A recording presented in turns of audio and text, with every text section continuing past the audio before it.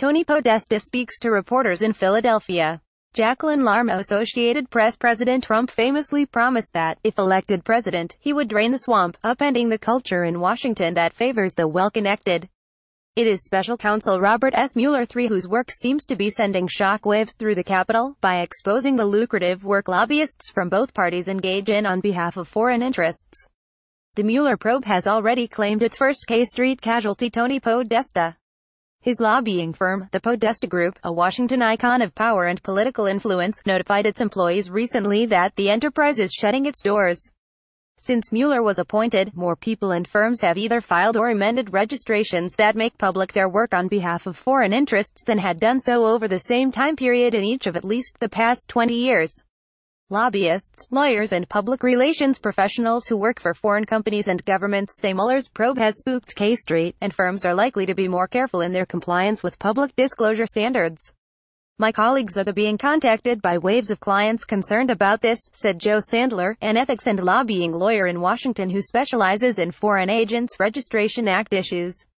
The Podesta Group was famous for providing access to Washington power, hosting events for a roster of high-profile domestic and international clients who helped make it one of the city's most successful lobbying firms. Revenue declined after the 2016 election, but the firm remained a powerhouse. Tony Podesta, 74, the brother of longtime Democratic advisor and Hillary Clinton campaign chairman John Podesta, resigned on the day Mueller announced charges against former Trump campaign chairman Paul Manafort and his business partner Rick Gates. The 12-count indictment included charges of failing to accurately report lobbying work for a Ukrainian political party as required under FARA. That section made reference to Company A and Company B, later confirmed to be the Podesta Group and Mercury LLC, another lobbying dynamo that includes Van Weber, a former Republican congressman from Minnesota who worked on the Ukraine account. Mueller was appointed in May to investigate possible coordination between the Kremlin and the Trump campaign to influence the 2016 election, but his work and similar congressional inquiries have stretched into other areas. The charges against Manafort and Gates were unrelated to their Trump campaign work. According to the indictment, the men used a Brussels-based non-profit organization, the European Center for a Modern Ukraine, to hide that they were running a multi-million-dollar lobbying campaign for a Ukrainian political party friendly to Russia. Mueller's team alleged that the men hired the Podesta Group and Mercury to lobby for the Ukrainians in the United States. According to the indictment, Gates told Mercury it would be representing the government of Ukraine, and provided talking points to the Podesta Group falsely describing how Manafort and Gates merely provided an introduction to connect them with the European Center. An official from the Podesta Group wrote back that there was a lot of email traffic that has you much more involved than this suggests, adding, "We will not disclose." The indictment alleges that Gates and Manafort had weekly phone calls and exchanged frequent emails with the two firms to provide direction on specific lobbying steps they should take. The men paid the firms, which have not been publicly accused of any crimes, more than $2 million from offshore accounts they controlled. Podesta officials have said they initially thought the work they were doing was solely for the European Center and learned only later of Gates' connection to the Ukrainian political party. Even before Manafort and Gates were charged, the Justice Department had put pressure on them to register as foreign agents for their Ukraine work, and they, along with the Podesta Group and Mercury, did so retroactively before indictments were issued. Mueller's team, though, still charged Manafort and Gates with including misleading statements on their FARA form, such as the assertion that their efforts did not include outreach within the United States. Officials from Mercury and Podesta have said for months that they have been cooperating with investigators and have a long-standing commitment to disclosure via FARA and the traditional domestic lobbying disclosure system. They said they did not initially file under FARA in this case based on the advice of counsel. "We are continuing to cooperate as we have from the start," said Michael McKeon, a Mercury partner. On the day of the indictment, Podesta announced his resignation from the firm he had founded, telling employees, "It is impossible to run a public affairs firm while you are under attack by Fox News and the right-wing media."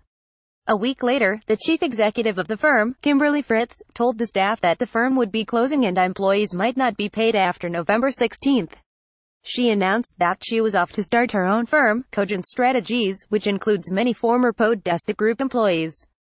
That firm is soon expected to launch publicly.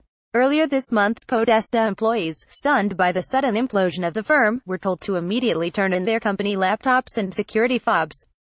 In a statement, a Podesta spokesman acknowledged Fritz's departure and the end of an era.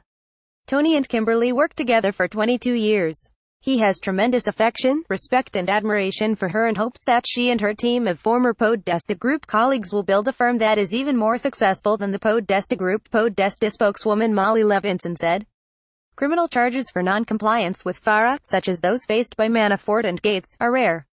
The act, implemented in 1938 to expose Nazi propagandists, has been haphazardly enforced in recent years by a Justice Department office that mainly acts on news reports and asks people to register voluntarily. Sen. Charles E. Grassley Riowa noted at a hearing earlier this year that only 9 people in the Justice Department worked time on bringing about compliance with law, and a Justice Department Office of the Inspector General report last year found that those in federal law enforcement often don't agree on how to do that. Between 1966 and 2015, the OIG found the Justice Department had brought only 7 criminal FARA cases. Kevin Downing, Manafort's attorney, noted the rarity of such prosecutions when his client first appeared in court. Today, you see an indictment brought by an Office of Special Counsel that is using a very novel theory to prosecute Mr. Manafort regarding a FARA filing, he said, adding that Manafort was seeking to further democracy and to help the Ukraine come closer to the United States. Willie failing to register, though, is technically a felony that can come with a 5-year sentence. Even before Mueller charged Manafort and Gates, his work had long seemed to indicate that he was taking a more aggressive approach in pursuing foreign agents. His probe also has been looking at former Trump National Security Advisor Michael Flynn, who retroactively registered as a paid foreign agent for Turkish interests. The special counsel's office wrote in a court filing in the Manafort case that while criminal charges under FARA are not often brought, the facts set forth in the indictment indicate the gravity of the violation at issue based on the dollar volume of earning from the violation, its longevity, its maintenance through creation of a sham entity designed to evade FARA's requirements, and its continuation through lies to the FARA unit. Not everyone who filed or amended their filings after Mueller was appointed did so because of fear of the probe. Some filings are innocuous, such as firms signing new clients. Others are more notable. In late August, for example, the law firm Sidley Austin amended its filing to disclose that partner Michael Bordent had the previous year met with staffers from the Senate Foreign Relations Committee and House Foreign Affairs Committee, as well as a State Department official and 2 congressmen, on behalf of the Russian partially state-owned VTB Bank to discuss U.S. sanctions on Russian institutions.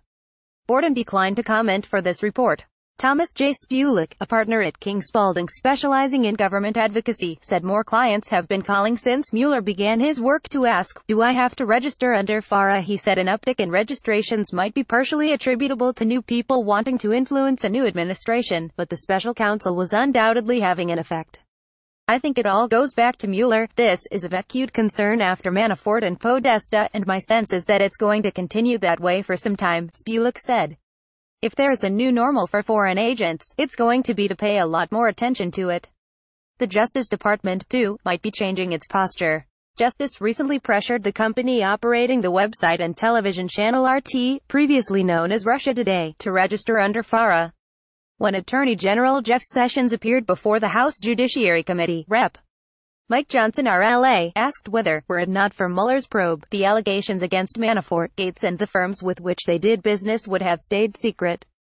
The point is that a lot of these things have stayed below the radar because there's not been appropriate focus and attention on it, and the special investigation has brought that, and in the view of many of us, it's long overdue, Johnson said, asking the Attorney General, "Would you agree to work with us, me and this committee, to correct these very serious problems, so we can update our disclosure laws, so that the American people can see what's going on behind the veil?" "I would," Sessions replied.